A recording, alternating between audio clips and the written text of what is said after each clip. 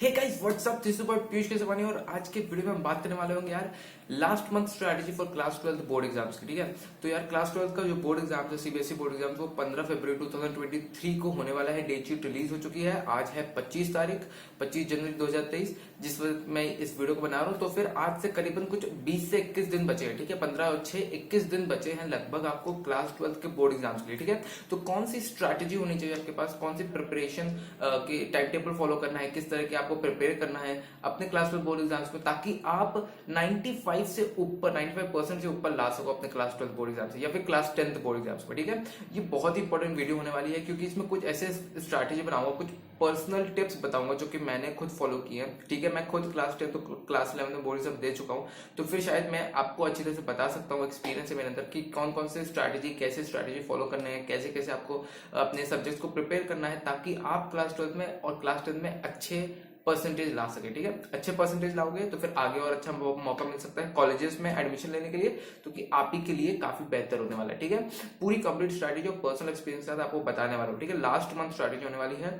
आपको कसक के मेहनत करना है, मतलब बहुत ही ज्यादा मेहनत करना है। ये बात ध्यान में रखना है, दिमाग में रखना है, दिमाग में बांध लेना है और अपनी प्रिपरेशन को स्टार्ट करना है। ठीक है, तो चलो स्टार्ट करते हैं प्रिपरेशन से। देखो, नंबर 1 प्रिपरेशन के सबसे पहले मैं आपको ये बताना चाहता हूँ। अभी तो प्रिपरेशन की स्ट्रैटेजी अभी बात में आएगी, पर ये बात याद रखो कि आपका अगर आपको क्लास बोर्ड एग्जाम्स में अच्छे परसेंट लाने हैं, अगर आपको 80% का पोटेंशियल है तो फिर आप 90% लाने हैं, 95% लाने हैं, या फिर 90% का पोटेंशियल है तो 95-96% लाने हैं। तो अपने माइंड को सबसे पहले जीतना पड़ेगा, अपने दिमाग के ऊपर जीतना पड़ेगा। ठीक है, जो कंफर्ट जोन जैसी चीजें हैं और जो इतना आलस्य जैसी चीजें हैं ना, उस पे एकदम से खत्म करना पड़ेगा और अपने आप को और ज्यादा मोटिवेट करना पड़ेगा, अंदर आग लगानी पड़ेगी। क्योंकि यार एक ही महीना बचा है, एक महीने से भी कम टाइम है। ठीक है, 21 दिन 20 दिन बचे हैं और पूरी तरह से बोर्ड एग्जाम्स को प्रिपेयर करना काफी ज्यादा मुश्किल हो सकता है। ठीक है, तो इसलिए अपने आप से एकदम से डेडिकेटेड रह जाओ। कहीं का भी डिस्ट्रैक्शन है, सब डिस्ट्रैक्शन को दूर करो। जो कोई भी तुमको परेशान करे सब कुछ हटाओ, सब कुछ खत्म करो, फालतू चीजों के विचारों खत्म करो और अपने आप को एक कमरे में बैठा के, अपने स्टडी टेबल में बैठा के सिर्फ और सिर्फ पढ़ने में ध्यान देना है आपको। ठीक है, जो कि आपका ड्रीम से, जो कि वो गोल है, उसके ऊपर टारगेट करना है, उसके ऊपर अचीव करने के टारगेट, उसको अचीव करने के ऊपर आपको सोचना है। ठीक है, हर एक वक्त पे। ठीक है, तो चलो स्ट्रैटेजी से स्टार्ट करते हैं यार। अगर आप इस स्ट्रैटेजी को फॉलो करोगे तो बेशक आप सही में इसको पूरे तरह से 20 दिन फॉलो करोगे ना, तो आप सही में बहुत ही अच्छा क्लास 12 में या फिर क्लास 10 में बहुत अच्छे मार्क्स ला सकते हो। ठीक है, इसमें कोई शक नहीं है क्योंकि मैंने खुद इस सब स्ट्रैटेजी को फॉलो करा है। मेरा खुद का एक्सपीरियंस है जो मैंने क्लास 10th में फॉलो किया था, जिसकी वजह से मेरा 96% है। क्लास 12 में फॉलो किया जिसके मेरे 93% है। ठीक है, तो इसीलिए ये स्ट्रैटेजी आप भी फॉलो करोगे, आपके ऊपर भी काम करने वाली है। ठीक है, तो नंबर 1 स्ट्रैटेजी की बात करते हैं। डेट शीट रिलीज हो चुकी है। Number 1 strategy is preparing your time table. ठीक है, डेट शीट जब रिलीज हो चुकी है तो फिर आपको तुरंत अभी के अभी, अगर आपने टाइम टेबल नहीं बनाया तो फिर आपको अभी तुरंत टाइम टेबल बनाना चाहिए। ठीक है, टाइम टेबल बनाने के लिए की एलिमेंट क्या होते हैं? पहले तो देखो आपके पास आइडियल समय कितना है, मतलब आइडियल समय मतलब जितना समय आप, इतना समय होना चाहिए कि आप उतना समय पूरा स्टडी को डिवोट कर सको। ठीक है, मतलब अगर आपके पास 10 घंटा खाली समय तो 10 घंटा पूरा आप स्टडी को डिवोट कर सको, तो वो 10 घंटा आपका आइडियल टाइम होता है। तो उतने टाइम के लिए 10 घंटे के लिए एक टाइम टेबल बनाओ, एक स्केड्यूल बनाओ और उसको अपने अराउंड, अपने अपने आप को उसमें घेर लो पूरी तरीके से कि आपका 10 घंटा पढ़ने का समय है तो 10 घंटा पढ़ने का समय है और कोई इसमें आपको हिला नहीं सकता, कोई आपको इसमें डिस्ट्रैक्ट नहीं कर सकता। इस तरह से आपको 10 घंटे स्केड्यूल करने हैं। तो अपने आप को पूरी तरह से स्केड्यूल टाइट पैक कर लो कि आपको 10 घंटे पूरा पढ़ने ही पढ़ने हैं। फिजिक्स है, केमिस्ट्री है, बायोलॉजी है, या फिर फिजिक्स केमिस्ट्री मैथ्स है, कोई भी पर्टिकुलर सब्जेक्ट है, इंग्लिश है, हिंदी, आपका कोई भी एडिशनल सब्जेक्ट है, सब सब्जेक्ट को पढ़ना है मेरे को। किस तरह से रिवीजन करना है, किस तरह से उसका टाइम टेबल बनाना है, ये आपके ऊपर है। कौन सा सब्जेक्ट बहुत ज्यादा वीक है, कौन सा सब्जेक्ट बहुत ज्यादा स्ट्रॉन्ग है, और किस सब्जेक्ट को मेरे को ज्यादा प्रायोरिटी देने की जरूरत है, किस सब्जेक्ट को मेरे को कम प्रायोरिटी देने की जरूरत है, ये आपके ऊपर है, ये आप अच्छी तरह से जानते हो। ठीक है, तो इस सब चीजों को अच्छी तरह जानो और एक परफेक्ट टाइम टेबल और स्केड्यूल बनाने की कोशिश करो ताकि आपका पूरा दिमाग और ध्यान जो हो सके पढ़ाई में हो सके। अपने आप के अराउंड जो बाउंड्रीज होती है उसको सेट कर लो ताकि कोई भी आके आपको डिस्टर्ब ना कर सके और अपना पूरा ध्यान आप पढ़ाई के कंप्लीट करने में लगा सको। ठीक है, एक टाइम टेबल बनाना बहुत जरूरी है, उसको बना के पेपर में दीवार में चिपका दो। मैं तो यही करता था शुरुआत में। ठीक है, टाइम टेबल बना के दीवार में चिपका देता था। उस टाइम के अकॉर्डिंग मैं वो पर्टिकुलर सब्जेक्ट पढ़ता था, उस टाइम के अकॉर्डिंग मैं पर्टिकुलर सब्जेक्ट को रिवाइज करता था। बहुत हेल्प होती थी इससे, तो इसलिए आप भी इसको स्टार्ट कर सकते हो। ठीक है, और नंबर सेकंड जो स्ट्रैटेजी है वो है स्टडी योर सिलेबस। अपने सिलेबस स्टडी करना है काफ़ी इंपॉर्टेंट होता है, ठीक है। जो आप किस एग्जाम देने जा रहे हो तो फिर सिलेबस को पूरी तरह से एनालाइज करो, जाके ऑनलाइन जाकर उसको डाउनलोड करो, प्रिंट आउट निकालो और अपने दीवार दीवार में चिपका दो कि पर्टिकुलर सब्जेक्ट के कौन कौन से चैप्टर्स आ रहे हैं, कौन से टॉपिक्स आ रहे हैं, ठीक है। फिर क्या करो, एक स्ट्रैटेजी बता रहा हूँ, फिर क्या करो, सिलेबस में से देखो कि कौन सा सब्जेक्ट आपके वीक है, कौन सा सब्जेक्ट आपके स्ट्रॉन्ग्स है, और कौन से सब्जेक्ट ऐसे हैं जो कि आपने अभी तक पढ़ा ही नहीं है, ठीक है। उन सब चीज को एक पेपर में नोट डाउन करो, ठीक है। जो वीक सब्जेक्ट है, जो स्ट्रॉन्ग सब्जेक्ट है, और जो ऐसे सब्जेक्ट है जो कि आपने अभी तक छुए ही नहीं है, ठीक है। तो फिर क्या करना है आपको, जो वीक सब्जेक्ट है उसको पहले पढ़ने के बारे में सोचना है, ठीक है। वीक सब्जेक्ट मतलब जिसमें आपको न्यूमेरिकल थोड़ा बहुत फेस रहा है, कभी कभी 19-20 कोई फर्क आ रहा है, कोई इसमें आपको एक टॉपिक या कंसेप्ट नहीं समझ में आ रहा है तो फिर गए टीचर जाके पूछ लिया। कोई ऐसा वीक सब्जेक्ट है जिसमें आपको इस पर्टिकुलर टाइप का फ्रेमवर्क नहीं समझ में आ रहा है, इसका फॉर्मूला नहीं समझ में आ रहा है, तो फिर अपने बड़े भैया से, बड़ी दीदी से, या फिर अपने टीचर से जाके, फ्रेंड से जाके पूछ लिया और डाउट क्लियर कर लिया। ऐसा करने से आपका बहुत ही ज्यादा अच्छी तरह से रास्ता क्लियर हो जाता है, क्योंकि आपको पहले पता चलेगा कि वीक सब्जेक्ट कौन सा है और मेरा स्ट्रॉन्ग सब्जेक्ट कौन सा है। जो स्ट्रॉन्ग सब्जेक्ट मेरा है, बस मेरे को उसमें अच्छी तरह से रिवाइज करना है इसमें, क्योंकि मुझे पूरी तरह से फोड़ सकता हूँ मैं, 100 और 100 कर सकता हूँ इसमें, क्योंकि जितने भी क्वेश्चन आ जाए मैं इस पर्टिकुलर स्ट्रॉन्ग सब्जेक्ट से मैं पूरी तरह से 100 और 100 ला सकता हूँ। लेकिन जो वीक सब्जेक्ट है उसको मैं क्या करूंगा, जो भी मेरे डाउट्स आ रहे हैं, जो भी मेरे कंफ्यूजन आ रहे हैं समझने में, ठीक है, लर्न करने में जो कंफ्यूजन आ रहे हैं वो मैं पूछूंगा, मैं डाउट क्लियर करूंगा, चाहे मैं इंटरनेट से पूछूं, चाहे मैं अपने टीचर से पूछूं, चाहे अपने बड़े भैया बड़े बहन से पूछूं, किसी से पूछूं, डाउट क्लियर कर लेना, ठीक है, वीक सब्जेक्ट का। और थर्ड आता है कि आपका जो आपका अभी तक आपने कोई सब्जेक्ट पढ़ा ही नहीं है, कोई ऐसा टॉपिक है, कोई ऐसा सब्जेक्ट का टॉपिक है जो कि आपसे छुआ ही तक नहीं, पढ़ा ही नहीं है, अब उसको पढ़ने का समय आ गया। अगर आप पढ़ सकते हो, टाइम बचता है तो फिर उसको पढ़ सकते हो, लेकिन मैं उसको एडवाइस दूंगा कि 20 दिन के समय में आपको उसको पढ़ना नहीं चाहिए, आप उसको छोड़ देना चाहिए। फोकस आपका स्ट्रॉन्ग और वीक सब्जेक्ट पे होना चाहिए। जितना वीक सब्जेक्ट को स्ट्रॉन्ग करोगे आपके चांसेस उतने होंगे ज्यादा परसेंटेज लाने के, ठीक है। तो स्ट्रॉन्ग और वीक सब्जेक्ट को और ज्यादा स्ट्रॉन्ग करने की कोशिश करो, रिवीजन करते रहो, तो आप इसमें बहुत अच्छे हो सकोगे, ठीक है। तो ये सेकंड स्ट्रैटेजी थी कि अपने सिलेबस को अच्छी तरह से स्टडी करो, एनालाइज करो, उसके उसके अकॉर्डिंगली ही पढ़ने के बारे में सोचो, ठीक है। और नंबर थर्ड स्ट्रैटेजी इसी के साथ आती है रिविजन। रिवीजन काफी इंपॉर्टेंट होता है यार। मैं जब भी अपना टाइम टेबल बनाता था, फिर सिलेबस को पढ़ता था कि सिलेबस में कौन कौन से चैप्टर्स आ रहे थे, उसको हाईलाइट करता था वीक सब्जेक्ट, स्ट्रॉन्ग सब्जेक्ट के बाद, फिर उसके बाद मैं रिवीजन करता था। मैं 8-8 घंटे, 6-6 घंटे रिवीजन करता था जब मेरे बोर्ड एग्जाम से। तो फिर आपको भी बहुत ज्यादा रिवीजन करना चाहिए, क्योंकि एक ह्यूमन की टेंडेंसी होती है कि कोई भी सब्जेक्ट पढ़ने के बाद आप कुछ शायद 6-7-8 दिन बाद उसको भूल सकते हो, उसके कुछ कंसेप्ट को भूल सकते हो। तो फिर रिवाइज करना काफी इंपॉर्टेंट होता है। रिवीजन भी बहुत अच्छी तरह से आपको होना चाहिए कि आपको नोट्स लिखने चाहिए। अगर आपने पहले से ही नोट्स कुछ बना के रखे हैं तो बहुत अच्छी बात है, तो रिवीजन के समय में आप उस नोट्स को पढ़ सकते हो। नहीं तो फिर कोचिंग जाते हो, कहीं ट्यूशन पढ़ने जाते हो, तो वहाँ के कुछ नोट्स होंगे, मटेरियल्स होंगे, कोई डीपीपी होगी, मतलब डेली प्रैक्टिस पेपर होंगे उसके, उसको सॉल्व करने के बारे में सोचो, उसको रीड करने के बारे में सोचो, उसको रिवाइज करो, तो आपके कंसेप्ट और अच्छी तरह से स्ट्रांग होंगे, ठीक है। तो आपको कोचिंग का जो मटेरियल है उसको पढ़ोगे तो और कंसेप्ट स्ट्रांग होंगे। अगर खुद के नोट्स है तो उसको पढ़ो और स्ट्रांग होंगे। नहीं तो फिर अगर नोट्स नहीं बनाए तो फ्रेंड से कोई नोट्स ले लो, उसको पढ़ो, उसको रिवाइज करो, उससे जल्दी रिवीजन होगा कोई भी सब्जेक्ट। अगर ये तीनों ही नहीं है आपके पास तो चौथी चीज आती है आपके बुक के बीच से आपको बहुत अच्छी तरह से रिवीजन करना होगा, उसको स्टडी करना होगा, समझना होगा अच्छी तरह से, ठीक है।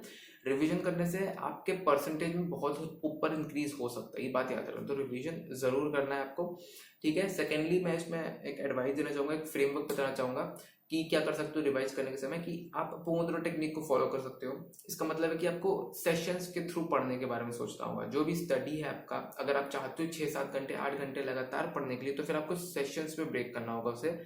कुछ 50 मिनट के लिए पढ़िए और 10 मिनट के लिए ब्रेक करिए, ठीक है। तो ऐसा करने से 1 घंटे का सेशन हो जाएगा। फिर से 50 मिनट के लिए पढ़िए, फिर 10 मिनट का ब्रेक ले लीजिए। तो ऐसा करने से दूसरा सेशन हो जाएगा दूसरे घंटे का। ऐसा करने से घंटे घंटे में स्प्लिट करने से आपको 8 सेशंस हो जाएंगे, 8 घंटे का आपको स्ट्रेच मिल जाएगा। तो फिर प्रोडक्टिविटी काफी इंक्रीज हो सकती है उसमें, ठीक है। इसे कहते हैं पोमोडोरो टेक्निक, बहुत ही फेमस टेक्निक है, फॉलो कर सकते हो। रिवीजन में काफी हेल्प कर सकते हो, स्टडी में भी आपको काफी अच्छा स्कोर करने में मदद कर सकता है, ठीक है। तो नोट्स को पढ़ते रहो, अपने रिवीजन करते रहो, फॉर्मुलेस को पढ़ते रहो, कंसेप्ट को पढ़ते रहो, रिवाइज करते रहो, और साथ ही में कुछ ब्रेक लेते रहो, क्योंकि ब्रेक लोगे तो और रिफ्रेशमेंट आएगा और आपको एंजॉयमेंट फीलिंग मिलेगी। तो फिर आप पढ़ने के बारे में अच्छी तरह सोच सकोगे, ठीक है। तो number 4 strategy is giving your mock test. दोस्तों अगर 20 दिन 21 दिन बचे हैं किसी भी एग्जाम को, ठीक है, बोर्ड एग्जाम्स को, क्लास 10 या क्लास 12 बोर्ड एग्जाम्स को, तो फिर आप मॉक टेस्ट देना मत भूलना, ठीक है। मॉक टेस्ट काफी इंपॉर्टेंट होता है। वैसे तो ये ऑप्शन मैं कहना चाहूंगा, क्योंकि ये बहुत ही एडवांस चला जाएगा कि आपको अगर अच्छे परसेंटेज लाने तो भी आपको मॉक टेस्ट देने पड़ेंगे। तो इसीलिए अगर आपको बहुत अच्छे परसेंटेज आए तो मॉक टेस्ट देना बहुत ज़रूरी है। मॉक टेस्ट दीजिए जिसकी मदद से आपको पता चल पाएगा कि आप कितना पानी पे हो, कितना आपका प्रिपरेशन अच्छा हुआ है, क्यों है कि नहीं। तो फिर मॉक टेस्ट देना काफ़ी इंपॉर्टेंट है। तो मॉक टेस्ट दीजिए, ऑनलाइन में आप जा सकते हो मॉक टेस्ट देने, या फिर आप क्या कर सकते हो कि प्रीवियस ईयर के क्वेश्चन पेपर कुछ उठा सकते हो, जो कि मैं आगे भी बताने वाला हूँ, ठीक है। उसको करके भी मॉक टेस्ट दे सकते हो, या फिर ऑनलाइन किसी एक प्लेटफॉर्म में जाकर मॉक टेस्ट दे सकते हो। बहुत सारे ऑनलाइन के प्लेटफॉर्म आपको मिल जाएंगे इंटरनेट में, ठीक है। वहां जाके मॉक टेस्ट दे सकते हो, अपने आप को एनालाइज कर सकते हो। और फिर मॉक टेस्ट को रिजल्ट के बाद जब रिजल्ट आ जाए तो फिर समझो कि आपकी कहाँ कहाँ गलती हुई है, वहां आप पॉइंट करो कि आपको यहाँ यहाँ गलती हुई। उसको पेपर में लिखो कि आपकी कौन से टॉपिक्स में ज़्यादा मिस्टेक्स हुई है, ब्लंडर मिस्टेक्स, कौन सी सिली मिस्टेक्स हुई है, कौन सी पंक्चुअल मिस्टेक्स हुई हैं, जो बहुत ही इंपॉर्टेंट जो मिस्टेक्स नहीं होनी चाहिए कहाँ कहाँ हुई है। ऐसा एनालाइज करने से आपकी अपनी पर्टिकुलर रिपोर्ट बनेगी, तो फिर आपको और हेल्प होगा कि मैं कौन सा चैप्टर पढ़ूँ, ठीक है। तो आपको पता चल पाएगा कि आपको कौन सा चैप्टर ज़्यादा वीक है, कौन सा चैप्टर ज़्यादा स्ट्रांग है, और अच्छी तरह से पता चल पाएगा। तो फिर आप उसको और ज़्यादा पढ़ सकते हो और उसमें अच्छे मार्क्स ला सकते हो, ठीक है। तो मॉक टेस्ट देना। Number 5 strategy is previous year question papers, ठीक है। प्रीवियस ईयर क्वेश्चन पेपर्स लगाना काफी इंपॉर्टेंट होता है आपके लिए प्रिपरेशन के लिए, ठीक है। प्रिपरेशन अगर आपको अच्छी करनी है, अच्छे परसेंटेज लाने, तो फिर आपको प्रीवियस ईयर क्वेश्चन पेपर लगाने होंगे। इसके दो फायदे होते हैं। पहले तो ये आपको पता चल पाएगा कि यार किस तरह के क्वेश्चन आते हैं, किस टाइप के क्वेश्चन आते हैं बोर्ड एग्जाम्स में, और उसको कैसे सॉल्व करना है, ये आपको बहुत ही क्लियर हो जाएगा। सेकेंडली आपको एनालिसिस भी हो जाएगी कि अगर आप एक पेपर लगा लोगे प्रीवियस ईयर का, मान लेते हैं कुछ प्रीवियस साल का 2020 2019 का पेपर लगा लोगे बोर्ड एग्जाम्स में, तो फिर आपको पता चल जाएगा कि एक्चुअली आपका एनालिसिस कितना है, आपका आप कितने ज़्यादा लेवल है, आपका कितना अच्छा प्रिपरेशन हुई है आपकी बोर्ड एग्जाम्स के लिए, ठीक है। तो काफ़ी हेल्प हो सकता है। और 10 साल का पेपर लगाने से, मतलब 2023 का पेपर लगाए तो 2012 2013 तक का पेपर लगा लेना, 2014 तक का, जिसके हर एक सब्जेक्ट का, ठीक है, जिसकी मदद से आपको बहुत ही ज़्यादा फेमिलराइज हो जाओगे बोर्ड एग्जाम्स में। तो वहाँ पे टेंशन ही नहीं होगी, ठीक है। बहुत ही तरीके से अच्छी तरीके से आप पेपर को सॉल्व कर सकोगे। ये मैं खुद के एक्सपीरियंस से बता रहा हूँ। मैंने कम से कम 10-12 साल के पेपर लगाए थे जब मैं क्लास 10 बोर्ड एग्जाम्स में दे रहा था, ठीक है। तो ऐसा करने से आपको बहुत फेमिलाइज हो जाएगा, कॉन्फिडेंस अलग बढ़ेगा आपका कि आप पेपर लगा सकते हो, पेपर कर सकते हो। सेकेंडली अगर पेपर करते वक्त, प्रीवियस ईयर क्वेश्चन पेपर लगाते वक्त कहीं मिस आउट हो जाते हो, कहीं भटक जाते हो, कहीं क्वेश्चन को नहीं सॉल्व कर पाते हो, तो वापस से पढ़ाई में जाओ, फिर से उसको पढ़ो और फिर उसको फिर से पेपर दो। ऐसा करने से आपकी परसेंटेज काफ़ी ज़्यादा इंक्रीज होती है। 10-15% आपके ऐसे बढ़ सकते हैं, ऐसे बहुत बढ़ सकते हैं, बहुत अच्छे अच्छे मार्क्स आते हैं, हर एक सब्जेक्ट में आ सकते हैं। तो प्रीवियस क्वेश्चन पेपर तो कभी मिस नहीं करने, बहुत क्रूशियल होता है, ठीक है। इसको करने के बाद सोचना। Number 6 is doubt clear. Number 6 strategy is to clear your doubts, ठीक है। देखो डाउट्स को क्लियर करना काफी इंपॉर्टेंट होता है। बोर्ड एग्जाम्स अगर 20 दिन बाद ही है, अगर आपका क्लास 12 बोर्ड एग्जाम, तो फिर आप अभी अपने जितने भी डाउट्स है, जैसे भी डाउट्स है किसी भी सब्जेक्ट में, किसी भी कंसेप्ट में, सारे डाउट्स को क्लियर कर लो। जो भी क्वेश्चंस पूछने हैं अभी के अभी पूछ लो, ताकि एग्जाम के वक्त कोई भी आपको प्रॉब्लम ना हो, ठीक है। और ये आप कैसे पता कर पाओगे कि कौन से सब्जेक्ट में आपको किस टॉपिक में कितना ज़्यादा डाउट है, ये तभी आपको पता चल पाएगा जब आप उसमें रिवीजन करोगे, ठीक है। जब रिवीजन करते रहोगे, रिवाइज करते जाओगे, जब अपने आप को खुद को सिखाओगे, टीच कराओगे अपने आप को कि कौन सा कंसेप्ट को कैसे पढ़ना है, तो फिर आपको खुद एक डाउट दिखने लगेगा, एक गैप दिखने लगेगा, ठीक है। तो उस गैप को फिल करो, अपने प्रोफेसर टीचर से पूछो, अपने भाई बहनों से पूछो, फ्रेंड से पूछो, ठीक है। बहुत हेल्प ले सकते हो, गूगल से हेल्प ले सकते हो, लेकिन अपने डाउट को क्लियर करो, अपने क्वेश्चंस को, कंफ्यूजन्स को क्लियर करो। आप ही के लिए अच्छा रहेगा, क्योंकि एग्जाम के वक्त उतनी ही कम कंफ्यूजन रहेगी, आपका माइंड उतना ही क्लियर रहेगा और अच्छे मार्क्स और अच्छे आ सकते हैं, ठीक है। जो 90% आ रहा है वो 96% 97 भी आ सकता है, जो 80-70% आ रहा है वो 85-90 भी आ सकता है। बहुत ईजी हो सकता है, इतना डिफिकल्ट नहीं है। अगर आप अभी से ही मेजर लेना चालू कर दो, अभी भी देर नहीं हुई है, ठीक है, तो कर सकते हो इसको। और नंबर 7 और जो लास्ट स्ट्रैटेजी में बताना चाहूँगा वो है बस रिलैक्स करना, ठीक है। कभी कभी ब्रेक भी ले लेना। अब पढ़ना बहुत इंपॉर्टेंट है, पढ़ाई करना बहुत इंपॉर्टेंट है, उसके बीच बीच में 10-15-20 मिनट के ब्रेक्स लेना भी काफ़ी इंपॉर्टेंट है। माइंड को फ्रेश करना भी काफ़ी इंपॉर्टेंट है।